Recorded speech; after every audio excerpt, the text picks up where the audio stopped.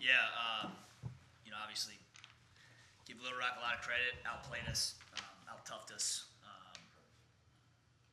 We did some, we did some good things early on. Again, similar to the Bradley game, and then at some point they went on their run, and we've got to be able to withstand those a little bit better. And then I just thought in the first half, we missed some shots that we normally make, and that sort of got us out of rhythm. I mean, we were 10 of 31 from two. I mean, and probably made a couple late. Yeah, at one point I think we had 9 field goals with like 15 minutes left in the game. And just they're a good shot blocking team. If you look percentage-wise, they're top 20 in the country, and I just thought we missed a couple of chippies that we normally make. But I was really proud of these guys coming out today shorthanded and battling the way they did. We a ton of minutes. I mean, obviously, Smurf 40, Primo damn near 40, Nas 22, Joe 30, Joe 31, Scott 30. Like we had to battle through some things today, and when you're trying to build and work on things, that's part of it. You got to go through tough days. There's going to be high days. You don't get there without the low days. And this is certainly not how we wanted to perform at home today in front of our fans. Now the good news is we have some time, and we get a little over a week to go to Troy and play 2 really good teams. We didn't do ourselves any favors. It's not going to get any easier. Troy obviously is, I think, picked top 2 in the Sun Belt. Merrimack, of course, has won that league a couple of years now. So we got to be ready to go. We got to get back. We got to get back to the drawing board on both sides of it, players and coaches. We'll be off tomorrow and get to work on Monday. Coach, can you talk a little bit about Damari was not in the game today?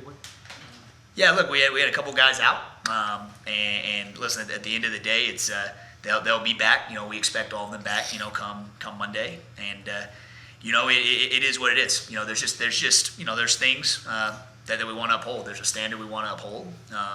And those guys have done it, and at the end of the day, when we don't do it, there's certain things that it's a privilege to play at UTSA, and obviously Damari wasn't the only one. We had a couple that weren't here with us today. They're back, they're back moving forward, and we're excited to get them back. But again, when you're trying to build something, it's like I tell these guys, man, they're trying to do something hard, and they get so frustrated in it, and sometimes it's, they want to win so bad. These guys sit next to me, all those guys in the locker room, man, it takes time to get to where they want to get to. The dreams that they talk about, what we talk about winning at UTSA and cutting down these nets and all that, it's hard to win one game. It's hard to win one college basketball game. Right. And then when you start to get used to it, you start to get a feel, it becomes a little bit easier each time. But we just got to keep chipping, man. It's the stone cutter, right? You just got to, you don't ever know. You don't ever know when the last blow, the last hit, you're going to find gold over there, And so for the standard we're trying to build and what we're trying to do, every single day we all want to hold ourselves to that, and we will. Didn't make it any easier when Jaquan went out. I guess we saw the ice on his leg. I'm not sure. I just got a text from the trainer. I know it looked like knee, maybe side of the knee. Again, it was sort of bing bang, and then he left to go back in the training room. So I just saw him a minute ago. He seemed to be walking okay, but we'll see. Obviously, early on when he goes out, now you're sort of, trying to figure out, do we want 2 bigs in? Do we want 4 guards in? It's hard when you get down because I felt like we were getting, more open looks maybe with the spacing. But then with 2 bigs, or with the guards, obviously they're a good rebounding team too, and they really punch it inside. And Coach Walker does a really good job getting those guys, in position. So I was just proud of how we fought. I was proud of how these guys just stayed with it. I liked how we finished the game. Because again, when you're trying to build something, it's not just about one play. There's everything. I want to see our guys huddle on free throws. I want to see them help guys get off the floor. There's so much that goes into it, and we got to embrace those details, even when we're getting our butts kicked. I know y'all wanted to shoot the ball a lot better than you did tonight, but regardless of that, y'all were within 10 points with like 8 or 9 minutes to go in the game, and you were still playing hard. What was it that got you to that point, and then what was it that when they opened it up again? Yeah, we can score quick, and we got that thing to 12, I think, with 8 left, maybe a little over 8 left, and then man, they called timeout and they banged a big 3. I mean, man, I don't know exactly. Seemed like Monty Wilkinson had some. Seemed like all of his baskets were big ones, right. Like whether it was just kind of get them going in the first half. he was 4 for 7 from 3. And they went on a quick 5-0 run and got back 17, and it's hard. They were picked to win the league. And obviously they're dealing with a major injury. They'd coming off 2 straight tough losses to other good teams. And man, like in these games, when you're playing good teams, man, one mistake turns into a 5-0 run, and 5 points is a lot. 5 points is a lot, whether it's a deficit, whether you get to score 5 points. In high-level basketball, man, it's a lot. And you got to value every possession, every shot you get, every time you drive it. You got to understand, man, you got the program in your hands, and you got to value it. Right. Nas, what? Let's get right. Oh. Okay. Coach, fielding on almost an entirely new roster, does that change the way you think about these early on games? Are you giving your team more of like a leash to learn each other, or what's the expectation right now? The expectation is always to, come in and win the game. Right. Now, that being said, I've told them early on it's not going to be perfect, but our attitude and effort has to be the same because, listen, I've been on teams that I've been a part of staffs that coach teams that gotten off to a hot start, they got off to a slow start. We obviously want to be playing our best basketball in January. We're not close to that at all, clearly. But, it's discouraging because you're competitive. Right. But it's not discouraging in thinking that you can't get there or anything like that. You know what I mean? It's never as good as it seems. It's never as bad as it seems. And that goes for every team. I mean, shoot, we were lucky last year at Alabama to be 6-5. It wasn't like we were 11-0. We were 6-5, and then, obviously got going. And so, the same thing with Nichols. I mean, I've been, 5-6 and won the league, right? So it's just, everywhere is different, man. Every season is different. And every practice, every game is different. And I know these guys want it so bad. I think I see that even a little bit early on in the game, like we're missing open shots because I think there's some for whatever reason, I think we just got to continue to get comfortable with being an aggressive team and understanding, hey, like we're gonna fire it up there, and if they're good ones, then we're gonna live with that, and like you said, got to keep learning each other.